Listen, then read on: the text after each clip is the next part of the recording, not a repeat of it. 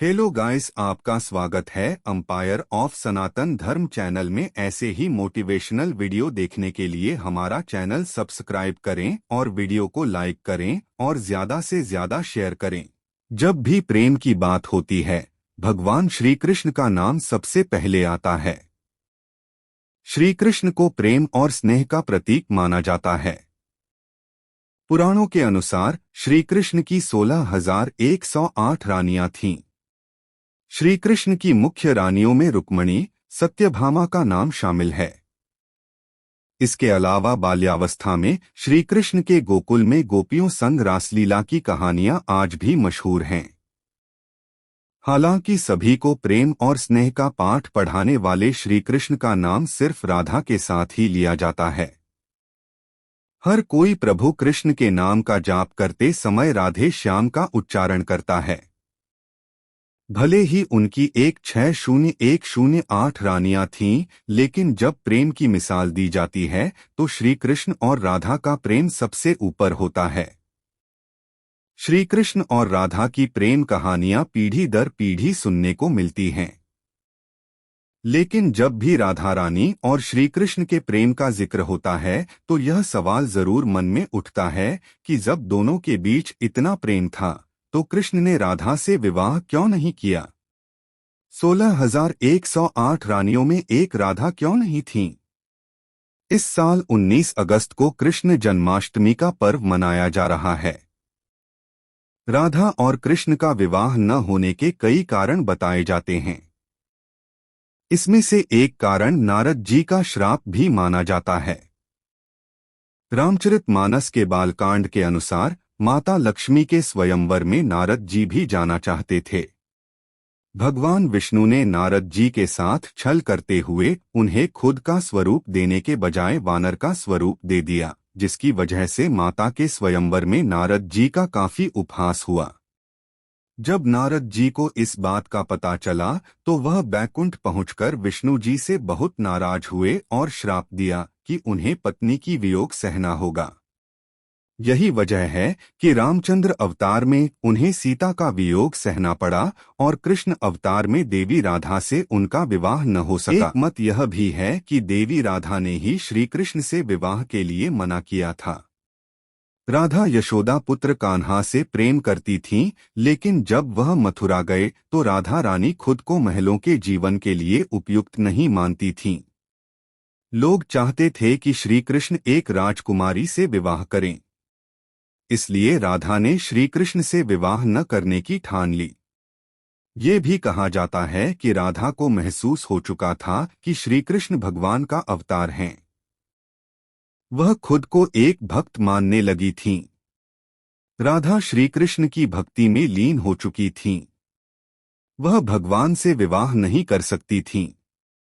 भगवान श्री कृष्ण की शरारतों, उनकी लीलाओं और छल सभी कुछ मनुष्य के लिए कोई न कोई सीख ही थी।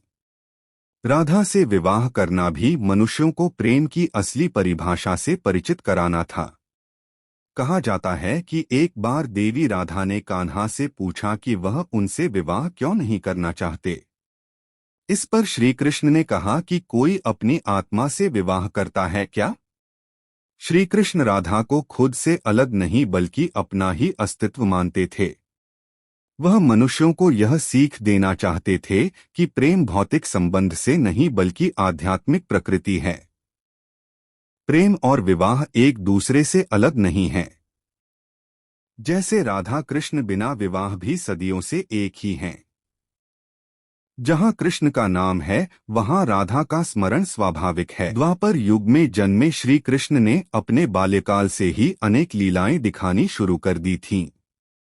इन बाल लीलाओं का जिक्र अनेक पुस्तकों और पुराणों में मिल जाता है। यशोदा मैया के आंचल में पल रहे कृष्ण ने गोपियों और ग्वाल बालों संग अनेक बाल लीलाएं की, जिसके जरिए उन्होंने संदेश भी दिए। इन्हीं लीलाओं में से एक लीला कृष्ण द्वारा गोपियों के वस्त्र चुराने की भी है। नटखट कृष्ण ने गोपियों के वस्त्र चुराने के साथ उन्हें ज्ञान दिया था। जो चलिए जाने आखिर क्यों गोपियों के वस्त्र कृष्ण ने चुराए थे। बाल्यकाल की तमाम लीलाओं में से एक लीला है गोपियों के वस्त्रों को चुराना। इस कथा का प्रसंग पद्म पुराण में मिलता है।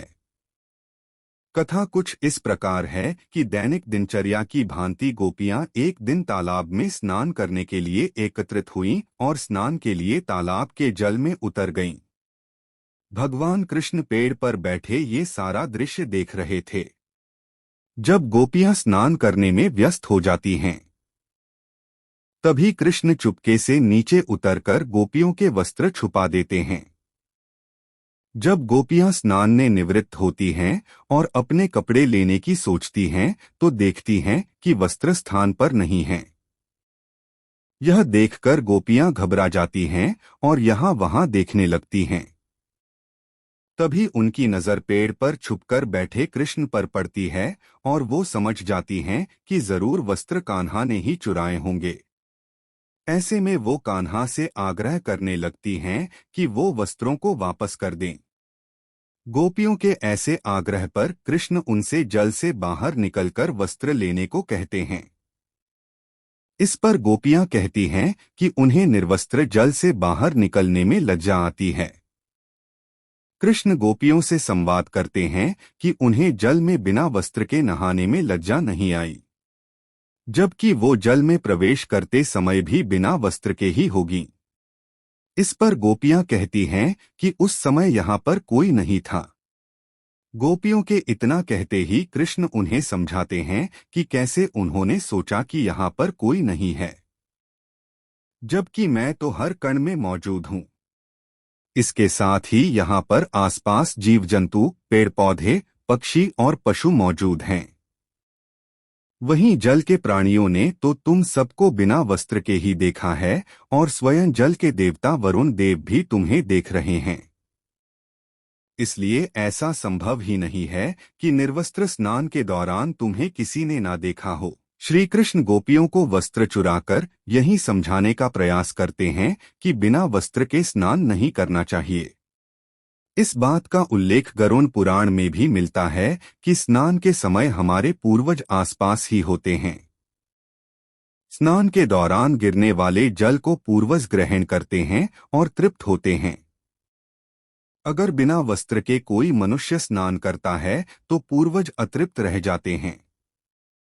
ऐसे में व्यक्ति के पूर्वज उनसे रुष्ट हो जाते हैं और व्यक्ति का धन, ऐश्वर्य, बल, तेज, सुख सब चला जाता है। इसलिए कभी भी निर्वस्त्र होकर स्नान नहीं करना चाहिए।